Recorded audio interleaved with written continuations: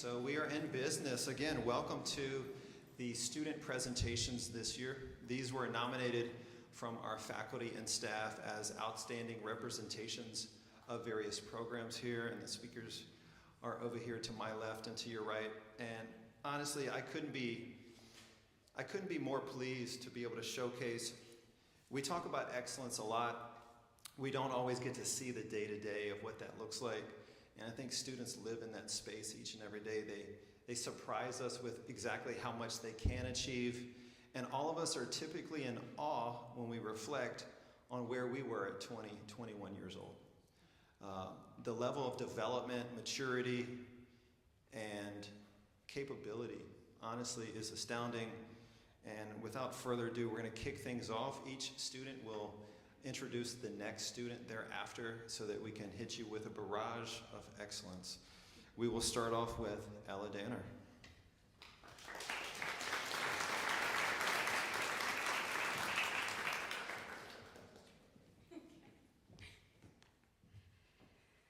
Hello. My name is Ella Danner, and I'm originally from New Prague, Minnesota, and I'm a senior in the SDSU Exercise Science program. I'm absolutely honored to be up here today to have been recognized for the Laura Minor Welch Undergraduate of the Year Award. I truly appreciate the faculty and donors who make this recognition possible and for your continued investment in students like me. I'm grateful for the opportunity to tell you all a little bit about me and my story and the impact that SDSU has had on my life. Back in high school, when I first signed up for my tour of SDSU, I wasn't sure what to expect. And to be honest, I was just really excited because my family and I had tickets to the football game that weekend. On top of that, SDSU wasn't really even a school on my radar because I originally planned to go to school in my home state. That being said, both of my parents both got their master's degrees here and had great things to say about both the college and the community. So I thought it wouldn't hurt to check it out. During the visit, we ran into Dr. Vukovic, who is now the Assistant Dean of Research for the College of Education and Human Sciences, but he's also someone my parents both knew during their time here at SDSU. I was shocked to know that he not only recognized them, but he still remembered them, and I almost immediately clung on to the fact that at SDSU, connections run deep and people truly care. And this was something I wanted to be a part of. I started my freshman year at SDSU in the exercise science track, and I worked on completing the prerequisites to start the program. This does not move. I'm going to try to pull it down. I was eager to officially start and to meet my classmates and faculty, and I joined lots of clubs and met a lot of different people during my first year. But the one club that I stayed committed to during my time at SDSU was the Exercise Science Club. Through the club, I had the opportunity to meet exercise science students of all academic standings, volunteer in the community, and connect with professionals in the field while developing my leadership skills. My freshman year was also the year I signed up to be a youth mentor for the Brookings County Youth Mentor Program, where I was paired with a fifth grader at the time. My mentee and I were able to meet almost every week for over 2 years during our time together. I went into the mentor program excited to support her and give her new experiences, but in the end, I believe I learned just as much from her as I hope she learned from me. She brought so many new perspectives to my life, and I'm grateful that SDSU is located in a community that cares about supporting individuals of all abilities, socioeconomic standings, and walks of life. Even back in freshman year, I wanted to be involved, make connections, and take every opportunity that came my way, which is still a mindset I hold close to this day. In my junior year, I officially started the exercise science program, and this mindset really started to become reality. I built relationships with my exercise science peers, connected with faculty, and took opportunities that arose. I was elected as the secretary of the Exercise Science Club, where I was able to make decisions about club meetings, community engagement events, and develop leadership in students with the other officers. I truly enjoyed serving in this role, and it gave me the chance to grow much closer with all of my peers. I also started working as an undergraduate research assistant for Dr. Barry, who's one of the exercise science faculty. I attended the ACSM North End Chapter Conference in Mankato, Minnesota, instructed an older adult group fitness class in DeSmet, South Dakota, instructed preschool healthy movement at the First Lutheran Church in Brookings, and I became a College of EHS Exercise Science ambassador. From starting my undergraduate research assistantship last year as a junior to now, I'm beyond blessed to have learned so much and to have connected with so many great people. Dr. Berry, the principal investigator for the First Responder Support Training Center, has been a huge mentor in my life over the past 2 years. Her research initiatives involve enhancing the health, wellness, and operational readiness in tactical populations, and it's been an absolute honor to be a part of her team. In this undergraduate position, I've strengthened my skills and understanding in human subject research methodology, manuscript writing, statistical analysis, new equipment testing, and interdisciplinary collaboration.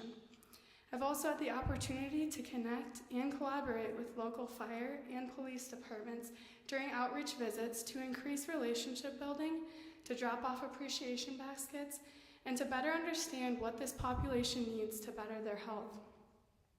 I've also played a role in the development and distribution of Wellness on the Front Line, which is a newsletter sent out monthly to South Dakota first responders. Having the opportunity to work on a federally funded grant and to see the impact that can be made through these initiatives has been incredibly rewarding, and I look forward to watching the continued success of this mission. I'm beyond grateful that SDSU values the importance of research that truly matters and believes in the value of undergraduate mentorship. In this past year as a senior, I continued my role as secretary, continued working with Dr. Berry on her research, and attended the National Strength and Conditioning Association Conference. I also presented at the School of Health and Human Sciences Research Seminar Series, and I instructed the group exercise classes for students in the Lucas P. Wintroad Autism Support Services. I also supported juniors in the exercise science program while I was an intern in their exercise testing and prescription lab, and I just recently got back from my internship at St. Jude Children's Research Hospital in Memphis, Tennessee. My time at St. Jude was another extremely memorable experience during my college career. Getting the chance to intern in the Human Performance Lab for 11 weeks allowed me to learn new skills, utilize innovative tools, and connect with pediatric oncology patients and childhood cancer survivors. I conducted comprehensive functional assessments and graded exercise tests, including VO2 max testing, strength and endurance, balance, peripheral neuropathy assessments, body composition analysis, and cardiorespiratory evaluations. I also assisted in clinical and research assessments, including metabolic and autonomic function testing. I know these are lots of big words. To wrap up that experience, I was assigned a patient for my case study final project. I completed their assessments in the lab and then created a 12-week individualized exercise intervention based off deficits from their test results. Working in the hospital allowed me to see the resilience of these patients and their loved ones, and it was a keen reminder of the importance of gratitude for life and every blessing, small or large. Not only did this experience bring new perspectives to my life, but the structure of the hospital furthered my understanding of the importance of interdisciplinary collaboration in providing comprehensive health care. Each employee had the same mindset, to find cures for pediatric cancer. It was an absolute blessing to have spent my field experience at St. Jude, and I'm very grateful for the connections I made, skills I learned, and knowledge I gained. The SDSU Exercise Science program truly prepared me well for this internship, and I feel so lucky to have been a part of a program that values the translation of classroom education into real-world skills and knowledge. Every academic work and community experience I have pursued has been centered around serving others, making a difference, and contributing to something greater than myself. I'm proud to say that I truly believed I lived each of these out during my time at SDSU, and I'm excited to carry the same purpose into my next adventure. Since I was a sophomore in high school, my passion has always been occupational therapy. Thanks to the knowledge and experience I've gained from SDSU, I'm confident in my skill set to continue learning and growing as I start the Doctor of Occupational Therapy program at the University of South Dakota. I want to give a huge thank you to my parents, the mentors here, SDSU exercise science faculty, administrative staff, and every other family and friend who has continuously supported me and made my experience so positive. This do-it-all mindset wouldn't get me as far as it has if there weren't as many things to do. SDSU is packed with opportunities and connections, and I'm beyond grateful to have witnessed and experienced so much of it. While my time here at SDSU is wrapping up, I know this isn't just a goodbye, but more of a see you later. The people and this place have left a huge mark on my heart, and I know the support and guidance I have received won't stop when I graduate. The theme I recognized when I first stepped onto campus for my tour years ago continues to stay true now that I've personally experienced the connections and people-centered culture at SDSU. I'm proud of the way I've cultivated these experiences, and I look forward to bringing this do-it-all mindset into everything I do in the future, and having the opportunity to continue to serve others to the best of my ability. Thank you, and go Jags.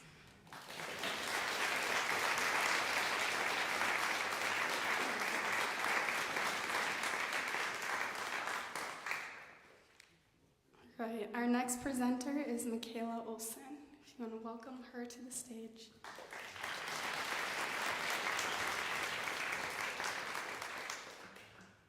Good evening, everyone. My name is Michaela Olson, and I'm excited to share my experience with you guys while working with Rev It Up this semester. So I want to start off by introducing myself. I grew up in Dassel, which is a small town in central Minnesota. I came to SDSU in 2022 to study nutrition. I enjoy stepping outside my comfort zone and seeing where my limits stand. So in 2024, I applied to the Nutrition and Dietetics Master Program. I am currently 1 out of 20 students accepted in the 2027 graduating class of South Dakota State Nutrition and Dietetic Master students. I was elected as the 2025-2026 Student Liaison of the Academy of Nutrition and Dietetics. This has been the turning point in my personal growth. I bridged the gap between practicing dietitians and dietetic students within the state of South Dakota. If I'm being honest, I chose dietetics and nutrition because needles aren't my friend, so nursing wasn't an option. However, my love for nutrition has grown and evolved into something I never imagined. So starting off, South Dakota State University proudly supports the neurodivergent population through the Lucas P. Wintrode Autism Support Center. They strive to re-image a campus culture where autistic students are considered when designing classes, events, and opportunities, and where individual strengths are valued and everyone is equipped to support student success. Located in Wagner 229, they offer autism-specific support, one-on-one coaching, social opportunities, and a stipend for participation each semester. Navigating the college experience can be challenging for students with autism spectrum disorder and other types of neurodiversity, and so the Lucas P. Wintrode Autism Support Services help SDSU students provide specialized support and understanding. So Rev It Up is a program originally designed for low-income high school age students. It was developed by Dr. Gemma Bastian and colleagues at Rutgers Cooperative Extension to be used with the New Jersey Expanded Food and Nutrition Education Program. The curriculum consists of 10 lessons focusing on nutrition and physical activities. Rev It Up was made to be used for anyone who wants to teach teens about nutrition and physical activity. All the lesson plans are written at a 4th through 6th grade level to make them very easy to read.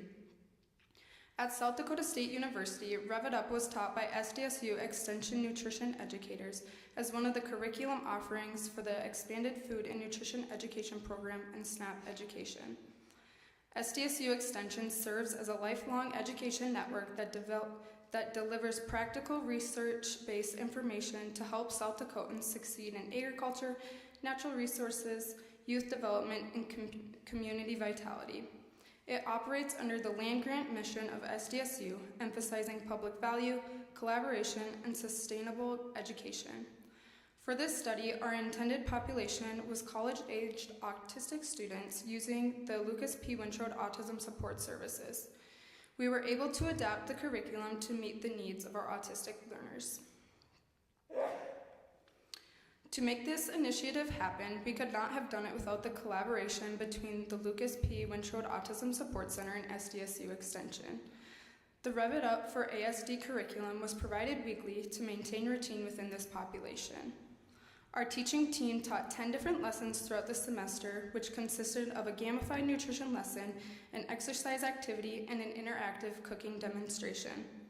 Our teaching team consisted of Dr. Keena Melville, the director of the Lucas P. Wintrode Autism Support Center, Dr. Gemma Bastion, an assistant professor and SDSU Extension nutrition and health specialist, a graduate counseling student, a previous graduate of the Rev It Up program, and me as the dietetic graduate student. I provided an example of our teaching plan, which divided the work to make sure we had a productive and successful teaching lesson for the week. Throughout the semester, we worked with 5 individuals who chose to be a part of this study. The students were required to be an SDSU student, receive services through the Lucas P. Wintrode Support Center, and ready to learn about nutrition. At the start of the program, we created a set of ground rules that these individuals could follow. We wanted this experience to be as beneficial as possible while supporting their need for structure and giving them a sense of safety. Our main goal was to give these individuals an inclusive environment to thrive with nutrition education. Our lessons would start with a small slideshow followed by an activity. Some lessons would be a game, where other days it would be a physical activity like an exercise video or dancing. We would then move on into our cooking demonstration where a teaching team member would walk the students through making a simple, sensory-friendly recipe that students could easily make at home or in the dorm. I want to direct your attention to the right side of the table where you will notice a try food. Each week we introduced a new food to our students. A try food was a food that may not be in their typical diet. Neurodivergent individuals tend to stick to the same diet because of sensory sensitivities and needs for predictability. I am so proud of our students for trying foods that may go against their typical eating patterns, like chia pudding, guacamole, kohlrabi, garbanzo beans, and cottage cheese, which are all foods that may have uneasy texture or taste. Working with my teaching team and autistic students was an experience I wish every dietetic student could be a part of. Through the program, I have learned that there is no one-size-fits-all approach to nutrition education. Each student had unique needs, preferences, and learning styles, which required me to adapt my teaching methods to be more flexible and personalized. Teaching autistic students show me that communication isn't just verbal. Visual aids, demonstration, body language, and repetition were often more effective than spoken explanations alone. I learned to slow down and meet students where they are. Progress may look different for each individual, and patience creates a supportive environment where students feel comfortable learning at their own pace. One of my big takeaways was that challenging yourself can lead to new beginnings. Personally, this program brought me to love individualized nutrition and open up a new age group I have not worked with before. I also watched as these autism students stepped outside their comfort zone and completed tasks out of their daily routine. I watched their confidence with their health and nutrition grow throughout the semester. Although I found this program to be successful, there are some things I would change to make it more impactful. I believe participants would benefit if they created an individualized SMART goal at the first meeting for them to continuously work towards throughout the program. Instead of having the same goal for every student, we could have tailored goals based on each student's ability and comfort level. This will help students feel they have more control over what they get out of Rev It Up. Along with this, I think students would benefit from providing repeated exposures to the try-foods. Instead of expecting immediate acceptance, reintroducing foods gradually over multiple sessions in low-pressure ways could lead to a greater acceptance rate. My last modification I would make is moving the Week 8 lesson of food safety to an earlier week and making additional efforts to lecture on kitchen safety and emergency response techniques. I think going a little further in depth on using kitchen appliances and utensils may help the students feel more confident in completing the recipes in the cooking demonstrations. As a future registered dietitian, I am thankful for the impact this experience had on my career. Working with this population helped me feel more prepared and confident when serving individuals with diverse needs. I found inspiration for me to continue working with children, those with disabilities, and community-based programs. I was able to see how important teaching practical skills like making healthy snack options or recognizing different food groups are to everyone. As a registered dietitian, I will emphasize realistic everyday applications to nutrition. Lastly, this experience shaped my professional values by reinforcing my commitment to inclusive and accessible nutrition education and meeting my clients where they are in a judgment-free zone. If there's one thing I hope you take out from my experience, it's this. Don't be afraid to do things that feel uncomfortable. You never know what you might learn, who you might impact, or how it might change your path. Thank you.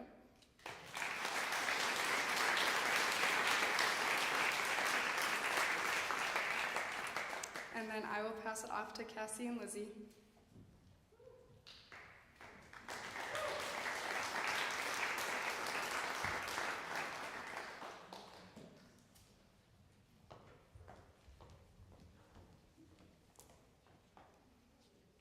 Hello everyone, my name is Lizzie Pickering.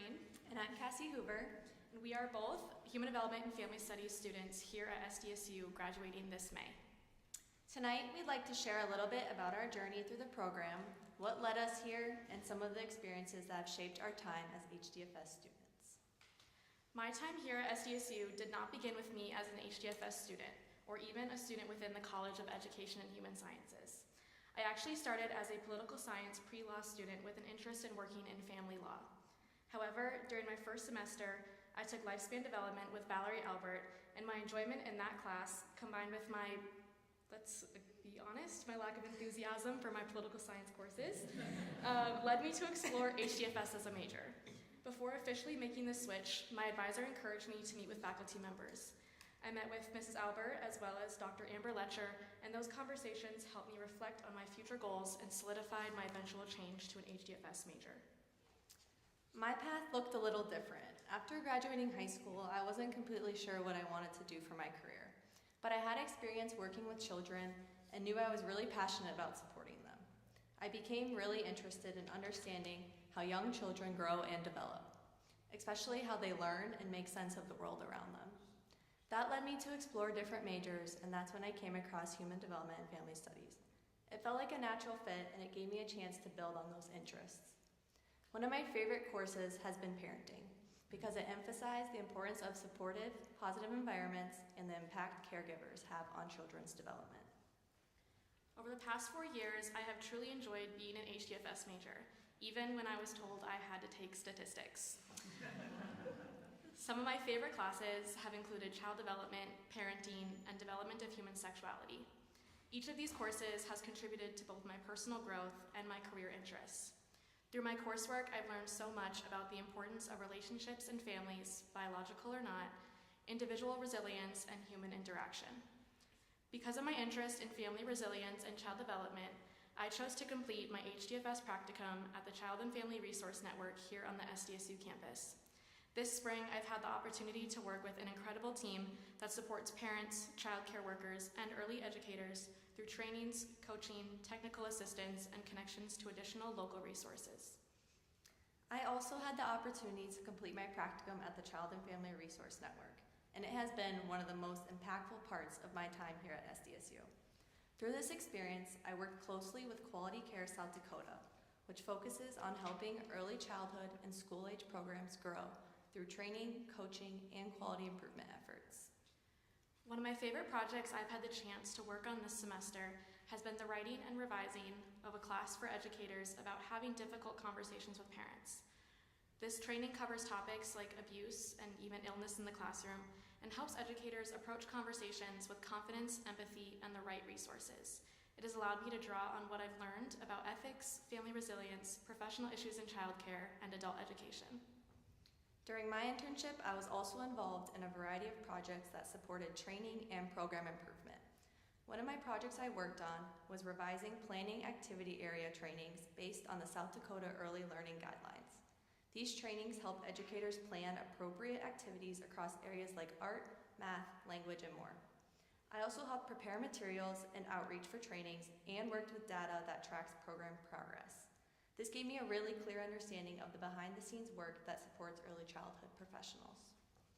This spring, I have also had the opportunity to assist in responsive parenting classes, which focus on educating parents of infants and toddlers about development, temperament, and social-emotional growth. Being part of these sessions allowed me to see classroom concepts come to life. Meeting parents in Brookings working with CPS to regain custody of their children has taught me more about family resiliency than any textbook could. But my HDFS coursework gave me the tools to approach these situations with both knowledge and confidence. What stood out to me most was how clearly my practicum connected to what I've learned in the HDFS program. Concepts like child development and the importance of supportive learning environments showed up in a real practical way. It helped me understand why programs like Quality Care South Dakota place such a strong emphasis on training and continuous learning for professionals. This experience has also helped me see HDFS from a broader perspective. While I had prior childcare experience, this role showed me the systems behind that care, like training, data, and professional support that help educators succeed. It reinforced that supporting children also means supporting the adults and programs in their lives. I had a very similar takeaway. This experience has expanded my understanding of the field and showed me that meaningful impact doesn't just happen in direct care settings, but also through supporting the systems that make high-quality care for children possible. Overall, my practicum at the Child and Family Resource Network has strengthened my understanding of the field and helped me connect what I've learned in my HDFS classes to real-world practice. It has also shaped my future goals as I explore career opportunities where I can support both children and adults who care for them. Following graduation, I intend to stay at SDSU to pursue a master's degree in marriage and family therapy, and I'm excited to continue my education with the College of Education and Human Sciences. Overall, we are incredibly grateful for the HDFS program and SDSU for the experiences and opportunities it has given us. It has provided a strong foundation as we move forward and continue supporting children, families, and communities. Thank you.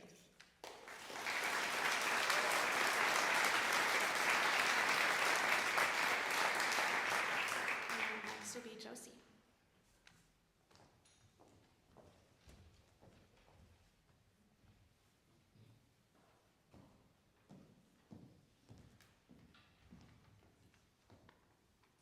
All right, you guys are gonna have to bear with me because I was a last minute ad, so I don't have a speech like these other beautiful ladies next to me. But when my professor said basically you have to get up here and talk about how much you like our major, I was like, that's pretty easy because I love my major and what our program is. So to start off, I'm Josie Wentland. I'm a junior next year and I'll be graduating. My hometown is Minocqua, Wisconsin, up in the Northwoods. So of course when I tell people I'm from a small town in northern Wisconsin, they go, why'd you come to South Dakota? And at first I was like, 18-year-old me before I got here was like, well, you know, I don't know, South Dakota sounds nice. So, but if you would have asked me as an 18-year-old after a semester here, I would say this program. It only took me a semester to know that I wanted to stay here, the connections here, the people here, and most of all my professors, that the opportunities they give me is the reason I will stay here and continue through my master's program as well. So a little bit more about our program. Our program is built around really supportive and dedicated professors who want to see us succeed. Personally, both of my parents are teachers, so I feel like it's pretty easy for me to see if a professor is just checking a box and saying, you took my course, you move along, stuff like that. But within a couple classes here already, I could tell that these professors want to see us through our whole careers here. They're not just here for your one class. They want to see you succeed further into your future and what they can do to help you get there. They don't just teach, they help us make us connections and prepare us for our real careers. And to start off with like a little story from there, I was a freshman here, first week at school. Again, didn't know anybody here, moved 8.5 hours away from home. And I randomly bumped into Brian Ramsey here, one of my professors. And at the time I didn't know he was really a professor of mine because he teaches the higher level courses. He was like, yeah, I'm one of the professors here. And I was like, well, I really just want to get involved in athletics. I love sports. I knew I wanted to be a part of it. He's like, yeah, let's do it. And I said, oh, easy, yeah, let's do it, okay. And not even 2 days later, he had me working soccer games on the sidelines, helping out there. I was at a football game doing this and that, and I felt like, wow, I'm not even a week into school, and I feel like I've done more with sports than my whole high school career, and I was a 3-sport athlete, so I was saying something. So it was really cool to see that they just go out of their way to say, here's your current dream, here's your current aspiration, let's go make it happen. They're pretty easy like that. Another thing they do is, in sports management, we're not one of those majors where we're sitting in the classroom 24/7, or we need to study all the bones of the body and stuff like some of these girls. I give you all my props because that couldn't be me. But we're so lucky that our professors give us these experiences to get outside of the classroom. Recently, this past week, Brian Ramza and a couple of our professors put together a group that we brought to the US Bank Stadium and got to tour the Vikings facility. Not only that, they got to see like training spots, they got to hear from other people who work with the Vikings facilities and stuff like that. Really just opening up our eyes to see what we could do in our future. Not only that, this year alone we got to go to a Timberwolves game and see their facilities, as well as have a couple keynote speakers there and see how their careers really started up. Got to speak with them personally, make connections, grow our LinkedIn profiles nowadays. And then also we got to work in some closer things like Sioux Falls. We worked to help set up for a PGA tour, seeing different side of sports. So it's not just one sport. We got to see football, we got to see basketball, we got to see golf. So our professors really go above and beyond just to make sure that we're getting all that experience and connections that we could possibly have. So this leads me to the Summit League tournament. This was my first year working the Summit League tournament. For those of you who don't know, it's the men and women's basketball championships held at the Denny Sanford Premier Center. The first time working this, I really didn't know what this was because, again, I'm from Wisconsin. I didn't really know what the Summit League even was until I got here. But when I got to go on the court and actually be a part of it, I was like, wow, this is kind of a big deal. Like, this is a big game. I told my parents about it. I was very excited. And they're like, yeah, we were seeing it on television. I'm like, television? Like, wow, I better like stand up a little straighter over here.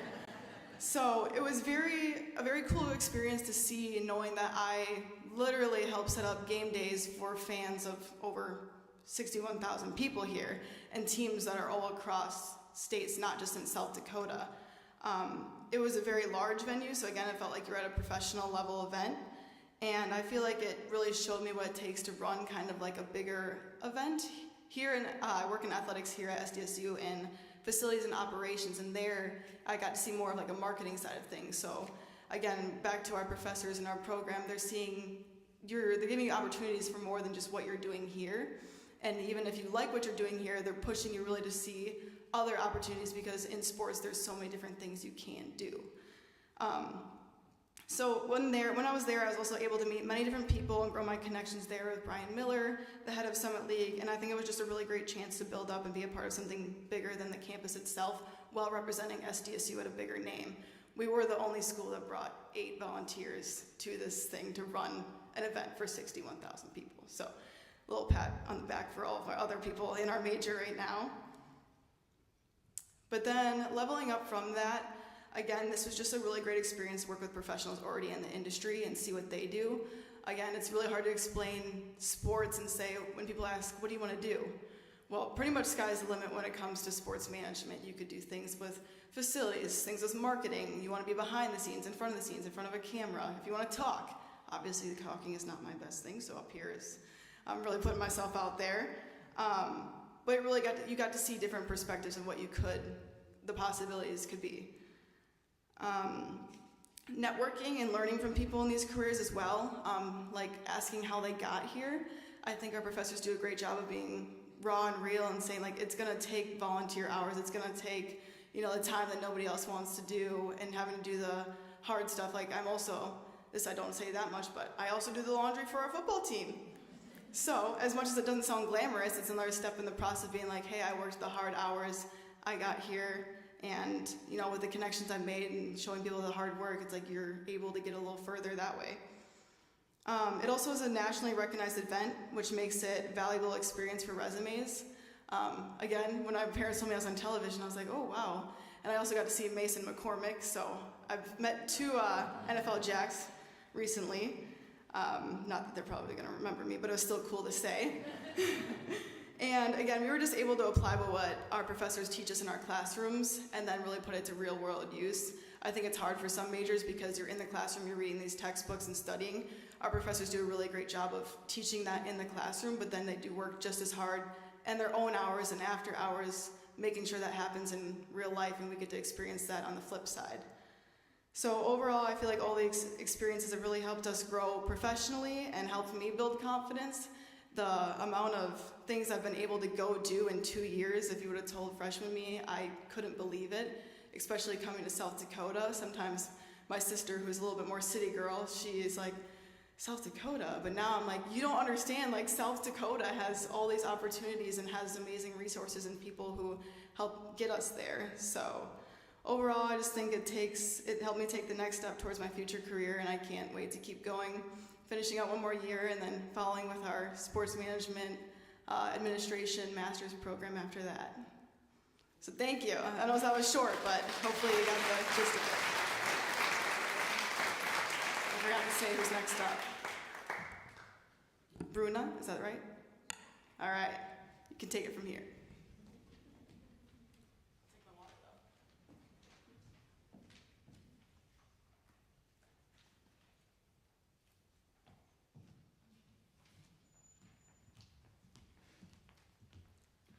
Good evening, everyone. My name is Saba Baezi. I'm from Iran. I am a PhD student in nutrition and exercise sciences.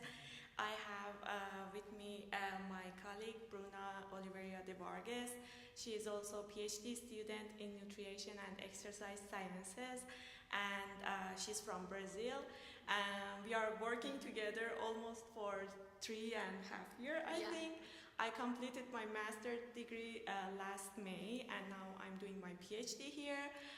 We are working under the mentorship of Dr. Molday, and today we are excited to share some of our findings from our research that we have been doing since these 3 years. Let's get started with a simple but important fact that maybe we are missing it. 9 out of 10 older adults in the United States are living with at least one chronic condition. And it is projected that by year 2050, we will have a 42% increase in older adults. And this costs more than $5 trillion per year as a healthcare cost. Chronic disease includes type 2 diabetes, cardiovascular disease, obesity, cancer, and different conditions. But maybe medications are not the only way that we can manage them. In this position, diet comes in, and we can improve our diet and make a huge difference in people's life.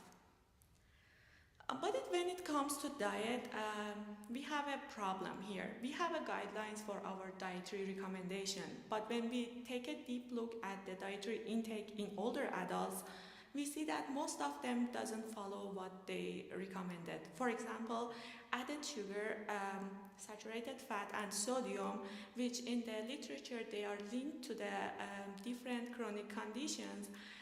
People in the older adults community mostly exceeding the consumption of this component. So it's better to do some intervention to see how we can help these people with healthy aging. And like Saba present, diet drives the chronic disease. However, it's a way that we can work and improve health through the diet. But also we saw that we have a lot of recommendations, but what we need to work around is really how people will eat healthier. Doesn't matter like having more recommendations if people are not eating better. So is that what we are studying here? So in Dr. Day Lab, we have a huge opportunity to study interventions where we can provide all food for the participants, and then we can measure the biological change affected by our diet. So we provide the food and we can see what happened. And through that, we will see really what caused the health impact. And in this way, we can inform better dietary guidelines.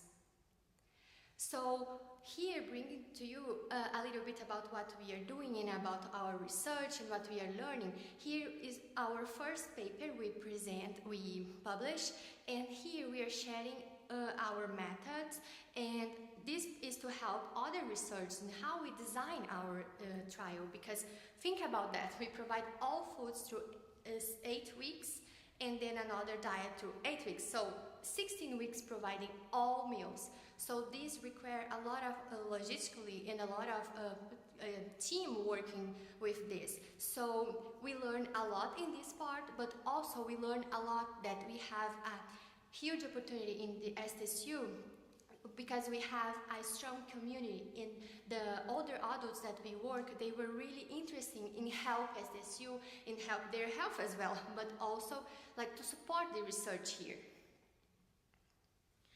Okay, as a part of what we found from our study, I will briefly explain what we did with our participants. We had two different interventions, including plant-based protein and animal-based protein. We fed our participants over the 8 weeks, as Bruna mentioned, and we tested them for different biomarkers.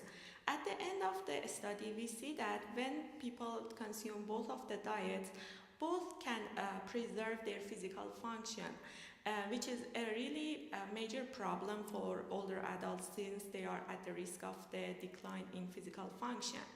When it comes to the red meat, everyone believes that red meat maybe is not a good idea for the older adults. But what we see from our study shows that it can be as good as plant-based protein for mental health in older adults, people who are at the risk of the cognitive decline. Both dietary patterns achieved similar nutritional adequacy, and both of the health benefits were comparable between two protein sources. After we did this intervention and this study, we wanted to take a deep look to our results. Okay. We wanted to take a deep look to our results. When we take a look to our result, we see that at the baseline, most of our participants had a high ultra-processed food diet consumption. Simply, if I want to explain what is the ultra-processed food, is the prepackaged, shelf-stable, the foods that are on the freezer, prepared meals that contains ingredients which you can't find usually in your kitchen. And almost 50% of the baseline energy in the habitual diet of these people comes from ultra-processed food. But with our intervention, we try to reduce that 50% to less than 15% in their diet. And when we tested them for different biomarkers, we see that at the end of intervention, they lost a lot of weight. However, we didn't try to restrict their calorie, but spontaneously they reduced their calorie consumption. At the same time, they lost a lot of belly fat. Belly fat is connected to a lot of chronic conditions. Also, their insulin sensitivity and lipid profile improved through their intervention. And since we tested them for two different dietary patterns, we see the similar impact on both of them. So if somebody wants to be a vegetarian, they can go ahead and get benefit of that. And if somebody wants to eat meat, they are fine and they can get the benefit as well. But when we follow them after a 1 year post-intervention, we see that their diet quality back to the original form. They increase the consumption of ultra-processed, and most of the health benefits that they get back to the original way. So this gap makes the question that should we have a behavioral change and some education for them or not? Sorry about that. But in here also we publish an abstract, and fingers crossed that this paper is under review, so let's hope we will accept it. But in here we look at the impact of pulse in health, because one of the main concerns is about the iron status when we are having a source that is not coming from plant. And what we saw here that, yeah, our diet could improve iron status, but also reduce the inflammation, and also we saw better improvements in body weight and body composition. An important point here that we are talking about a population that is not used to eat pulses. Just 5 participants report eating pulse at baseline. So this diet was acceptable. This is a really good finding. Okay, our study just didn't target the academic people and who are in the research. Our papers and the research that we are doing published in more than 100 news articles, and it translated to more than 10 languages, which brings the idea for more audiences, and with translating to the different languages, it brings the opportunity for everyone all around the world to apply our finding to their daily life, because diet is something that you are eating every day, every meal, and you can improve your diet and get benefits over the years. So I think being in the SDSU helped us to have a good high quality intervention and research, and with that we could publish and reach out to more audiences. So as a take-home message and what we learn and what you can use about that, basically small changes matter a lot. So we don't need to have a perfect diet, but if you avoid the ultra-processed food, as Saba present, we will make a huge difference in our health.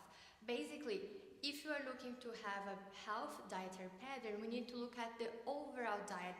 We don't need to focus in just one food like we saw. We are trying to understand about the protein source.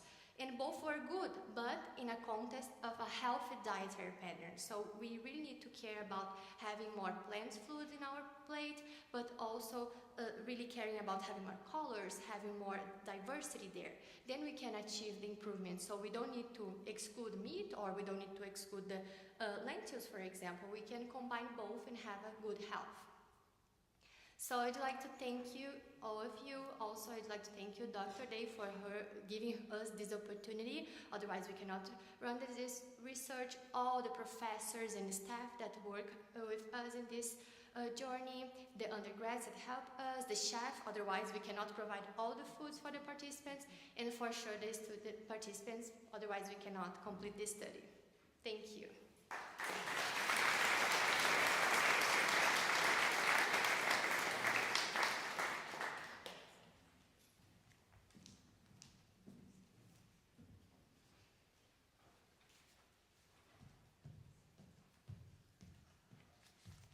See if I have room for this. Yeah, perfect. Alrighty. Hi everyone, my name's Claire Severhoos. I am a current junior here at SDSU studying Family Consumer Sciences Education. I'm here to talk to you a little bit about what this program is and then my involvement here on SDSU. Before I would start, I would like to thank the donors of my scholarships, the Donna Marie Schultz Memorial Scholarship, the Marion Neal Memorial Scholarship Endowment, and EHS. I wouldn't be here, standing here today talking to you guys, so I really appreciate your time and investment into my education. So I'm going to introduce myself again. My name is Claire Severhoos. I'm a Family Consumer Sciences major. This is the new name of home economics. So if you had home ec class in high school or middle school, you maybe had a flower baby or an egg baby, or recent people may have had a robot baby. I'm going to school to be that person, or cooking class or sewing class. That's what I'm doing. I'm also an EHS ambassador, so I am at Junior Day, Senior Day, Yellow and Blue Day, talking to potential future SDSU students about being here on campus, and if they're FACS potential majors, I will talk to them for 30 minutes, but I will make sure to keep my time short here. I'm also the president of the AAFCS and FCCLA alumni chapter here at SDSU. This year we actually started competing for post-secondary. So if you were competing in high school, now you can compete in college, which is very exciting to hear. And we went to Ames, Iowa just 2 weeks ago to present on AI in the classroom and how it's affecting teachers and students. And it was really fun to hear about that and present about it. I'm also on the Hobo Day committee. I love tradition. That's one of the main reasons I came here. My mom's an alumni, so I grew up going to Hobo Day parade every year. And now this year I get to run the parade, which is kind of a fun full circle moment for me. And there's my picture and all my buttons. They are my best friend. I love my buttons. And then outside of school, I am a part-time server at the Pheasant Restaurant and Lounge, so if you guys ever go there, I'm probably there once or twice a week. I see a couple familiar faces, so it's kind of fun to see that. Okay, like I said earlier, Family Consumer Sciences is what home economics was. We changed it because times are evolving, and they wanted a new name, so in 1994 they decided to change it, and it's been there since, so it's super fun. This is everything we can be qualified in. It's a long list, but that's my favorite part about it, is I can get my toes into a little bit of everything. So there's personal finance, like how to write a tax form or how to write a check, food science and nutrition, so like my plate and all that jazz, human development, apparel design and manufacturing. I'm currently taking a class right now about that, and it's very interesting to see how clothes are made and all the time and commitment it takes for it. Child and elder care, so that's like daycares and nursing homes. Parenting and child development. I took parenting with Val. That was one of my favorite classes, by the way. And then family resource management, consumer affairs and education, consumer product development, management of work and family life, and financial planning and investing. So yeah. This is a really cool number. This is the number that Family Consumer Sciences puts into the US economy. So I like to say we're really important because we're putting billions of dollars into it. So it's very fun. Like I said, I'm the president of AAFCS and FCCLA, and these are just the logos because I love pictures. And so we went to Ames and presented about AI in the classroom, and we talked to other teachers who were from Nebraska, North Dakota, Minnesota, Iowa, and Illinois, and we wanted to ask their input about how AI is affecting them now as educators and what they're doing to prevent AI, or what's the double standard of them having AI and their students not having it. And we talked about our personal experiences. I talked about it as a student, and then I had two other people with me, and they were student teachers, and they were talking about their version of it as a student teacher. And pretty much we've heard that it's okay for teachers to use it, but students can't use it, which is kind of a weird double standard because we are the educators. So we say we like to use AI correctly and not incorrectly. And then we talked about how teachers could use it for scenarios or how to create a test correctly, because AI is not always right. So we need to make sure we're doing things correctly. And then I always like to end with pictures because this is my favorite part. So that's us at State FCCLA last year, not this year, but in 25.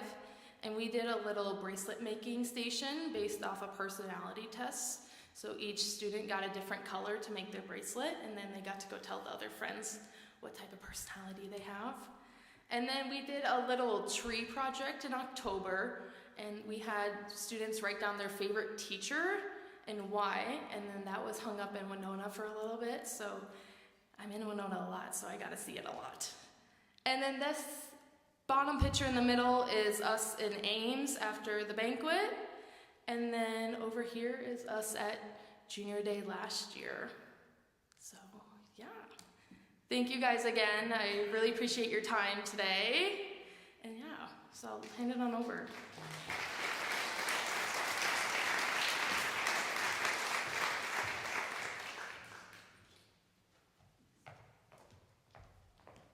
All right, so what'd you think? Right? We could ask them just to teach our classes from now on. They were so engaging. And the research, the outreach, the programming that they are leading, that they demonstrate that the future is bright.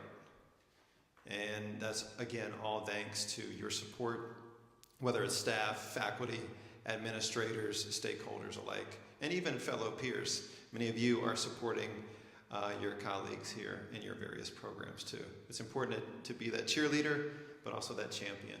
And I think our students exude that every single day. So on behalf of the college, we thank you for coming out tonight in support of our incredible students that are truly unique to SDSU. Go Jacks.